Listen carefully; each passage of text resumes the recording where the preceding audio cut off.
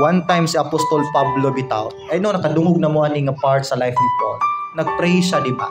Ingon siya, Lord, kuhaan ning tunok sa akong unod. Thorn in the flesh ang iyang gigamit nga term.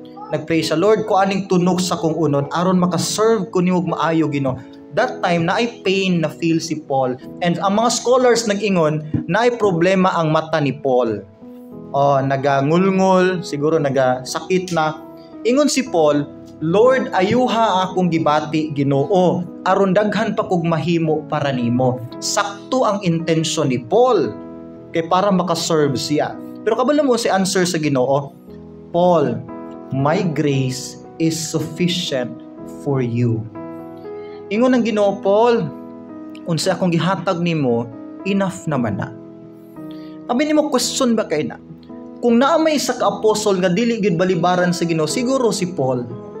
Di ba sa iyang pagka-faithful, iyang pagka-obedient, sa iyang pagkakugihan, sa iyang pagka-prayerful, murag makaingon ta murag imposible kayong balibaran si Paul. Pero for the first time sa prayer ni Paul, ang Ginoo mibaliban. Ingon ang Ginoo, Paul, enough na ang akong gihatag nimo. Unsa man ang naang Paul? Pain.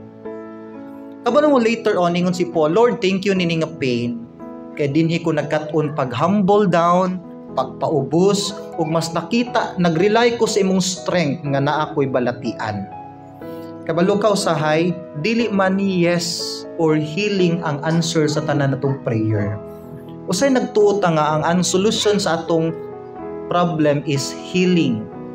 Siguro naani mo din na to din nagpray for healing sa iyang emotion, na mga problems nga gusto nimong mawala.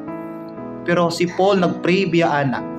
Gusto siya healing, pero ang need ay ni Paul dili healing kundi pain. Kay tungod sa pain nasabtan ni Paul ang pagpaubos, ang humility, ang humbleness. Muna nga higalay soon usahay na agi painful situation sa tong life. Ihatag gid sa Ginoo ang pinaka-painful nga situation para tudluan ta pagpaubos. Amen. Aron dili ta mahimong hambog sa atong kagulingon. Kung humble na ta, wala tay laing makita gud. Kung nata sa ubos, wala tay laing makita, ang cross lang yun ni Christ. Amen.